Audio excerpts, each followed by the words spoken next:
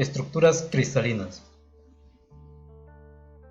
Seguimos con nuestro curso de estructuras cristalinas y vamos hoy día a centrarnos en lo que es estructuras cristalinas de los metales. Habíamos ya mencionado que existen las celdas unitarias, como son la celda unitaria BCC, la celda unitaria FCC y la HSP, que básicamente son las formas en las que encontramos a los diferentes metales.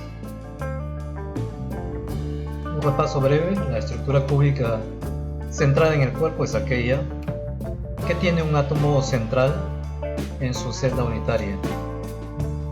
La estructura cúbica centrada en las caras es aquella celda unitaria que contiene un átomo central en cada una de sus 6 caras.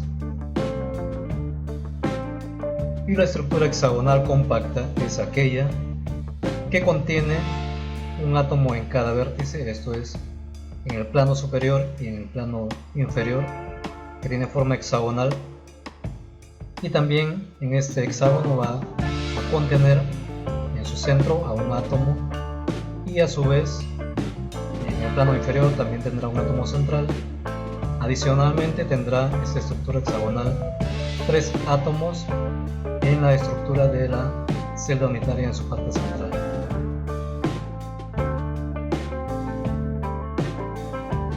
En este cuadro vemos cómo se conforma, cómo se realiza la cristalización. Entonces tenemos que la cristalización se inicia a partir de cristales unitarios o celdas unitarias, como puede ser esta celda unitaria.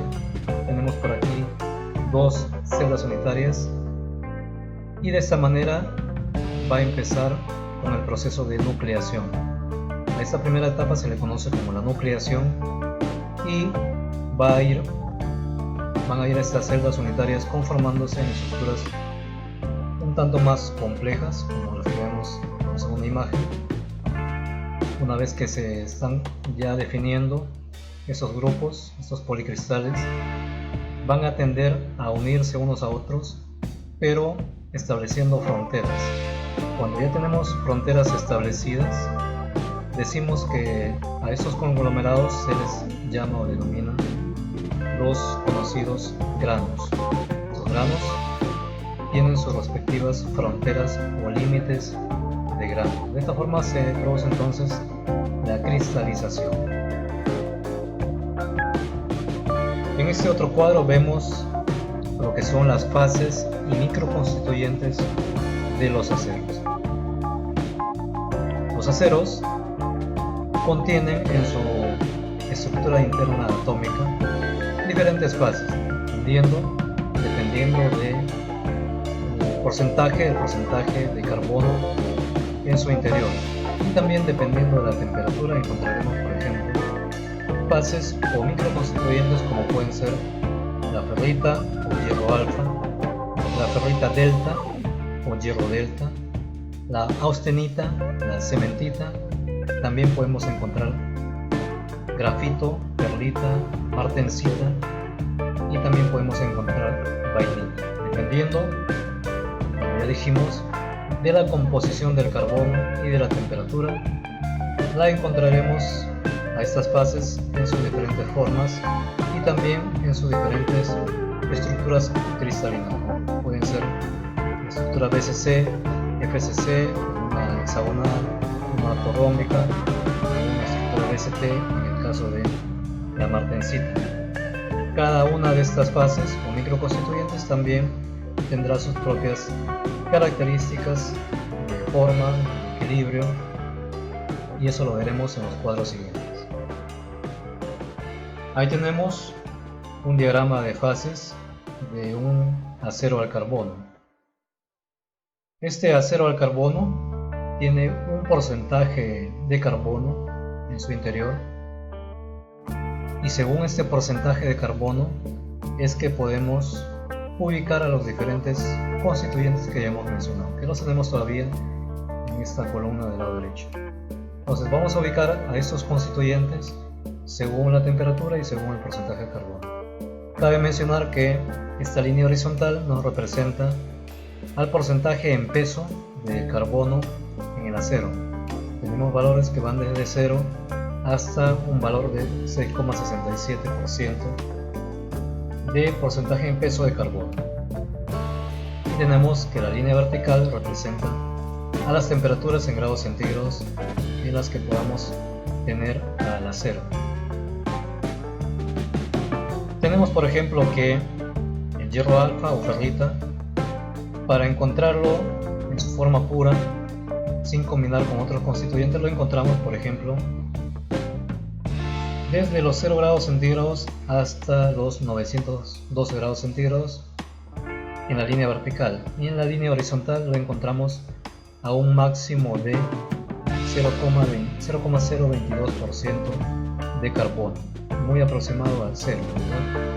Entonces, prácticamente dentro de este triángulo, desde 0,800 y hasta 0,022%, dentro de esta área vamos a encontrar a la ferrita o hierro alfa, pero también lo podemos encontrar en forma combinada con la austenita, aquí en este triángulo, que va desde los aproximadamente 700 grados centígrados hasta los 912 grados centígrados por aquí, y a un máximo de 0,77% de carbono. Entonces, en esta especie de triángulo vamos a encontrar tanto hierro alfa como austenita o hierro gamma. Mientras que si queremos encontrar austenita o hierro gamma en su forma pura, tenemos que irnos más o menos a la parte central de esta área. Podemos ubicarnos por ejemplo a unos 0,5% en peso de carbono y trazamos una línea vertical imaginaria hasta aproximadamente unos 1100 grados centígrados. En esta área encontraremos a la denominada austenita o hierro gamma en su forma pura, pero vemos que por ejemplo por aquí ya la encontramos mezclada con otra fase, que es la fase líquida. En la parte ya superior a estas dos líneas encontramos al acero en su fase líquida, completamente líquida, mientras que en las zonas inferiores tenemos todavía al acero en su fase sólida. Tenemos que en esta fase alfa, hierro gamma más cementita, encontramos a la cementita combinada con la austenita. Si queremos encontrar a la cementita pura, vamos a ubicarnos en esta línea vertical. Ahí en esta línea vertical vamos a encontrar a la cementita pura. Por aquí en esta zona que está debajo de los 727 grados centígrados encontraremos al hierro alfa combinado con cementita. La cementita es la que tenemos en esta línea vertical en su estado puro, pero aquí la encontramos combinada con el hierro alfa. Ahí tenemos un cuadro que nos muestra las diferentes fases o microconstituyentes que hemos mencionado, con sus diferencias en cuanto a fronteras o límites de grano, las formas de grano, tamaño de grano, dependiendo del constituyente. Lo llevamos al microscopio y encontramos estas metalografías. Tenemos a la austenita, la ferrita, cementita, perlita, la martensita, la vainita, la ledeborita. Algunos tienen formas un tanto alargadas como la vainita, la perlita también, y algunas otras formas como formas de agujas, otras formas ya más contorneadas, delimitadas, como en el caso de la austenita, que forman especies de cristales ya más definidos. Veamos ahora las imperfecciones en los cristales. Los cristales pueden tener defectos puntuales, lineales o superficiales. Veamos los defectos puntuales. Se puede dar por vacancia por par de iones, por intersticios o por desplazamiento iónico. El caso de la vacancia es cuando falta un átomo dentro de la estructura, esa es la vacancia, un átomo faltante en la estructura. La vacancia de par de iones cuando dos iones o un par de iones faltan dentro de la estructura donde deberían haber la presencia de iones.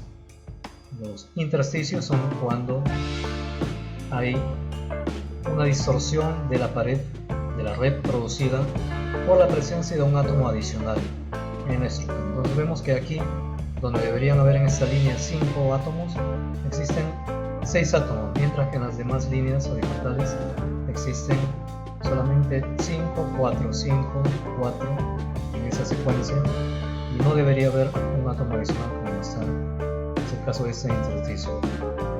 El efecto Frenkel es cuando un ion se retira de una posición regular en la estructura y se inserta en una posición intersticial, como esta última figura de ion. Los defectos lineales son aquellos que se producen en las estructuras cristalinas, sean de dos formas, por dislocación de borde y por dislocación de tornillo. Aquí tenemos la dislocación de borde cuando hay una línea de átomos faltante. Esta línea de 4 átomos debería contener o prolongarse de forma vertical, pero vemos que ya no existe en esta zona. A eso se denomina dislocación de borde. Dislocación de tornillo se denomina aquel defecto que se da en forma de espiral dentro de la estructura de red y se da de tal forma que alabea a la estructura, como vemos en este ejemplo. Los defectos superficiales son aquellos que se dan en los límites o bordes, como pueden ser los límites de grano que ya hemos mencionado. En las fronteras de grano se dan este tipo de defectos superficiales. Tenemos que existen también dos formas de formar un material: la deformación elástica y la deformación plástica. La deformación elástica es cuando se deforma el material, pero este regresa a su posición original. Y la deformación plástica es cuando se aplica una fuerza, el material ya no regresa a su forma original. Veamos la deformación plástica por dos mecanismos: el deslizamiento y el maclado. El mecanismo de deformación plástica por deslizamiento es aquel cuando dos fuerzas opuestas, dos fuerzas cortantes opuestas, actúan en los diferentes planos de la estructura cristalina, pero estas fuerzas provocan que las estructuras internas ya no regresen a su posición original por efecto de estas fuerzas cortantes o fuerzas de cizallamiento. Entonces los planos quedan distorsionados por efecto de estas dos fuerzas. Finalmente tenemos el mecanismo de deformación por maclado. En el maclado, una fuerza de corte F produce desplazamientos atómicos de forma tal que en un lado de un plano, esto es el plano de maclado, los átomos están situados como si fueran imágenes especulares, esto es como si fuera un espejo, de las posiciones de los átomos del otro lado. El maclado ocurre en planos y direcciones cristalográficas bien definidas, dependiendo de la estructura cristalina. Finalmente tenemos una comparación, un comparativo entre deslizamiento y maclado. Para el caso del deslizamiento, la orientación cristalográfica es la misma antes y después del deslizamiento. El mecanismo de deslizamiento requiere más tiempo que el mecanismo de maclado. Para el caso del maclado, se produce una reorientación cristalográfica a través del plano de maclado. El mecanismo de maclado es casi instantáneo.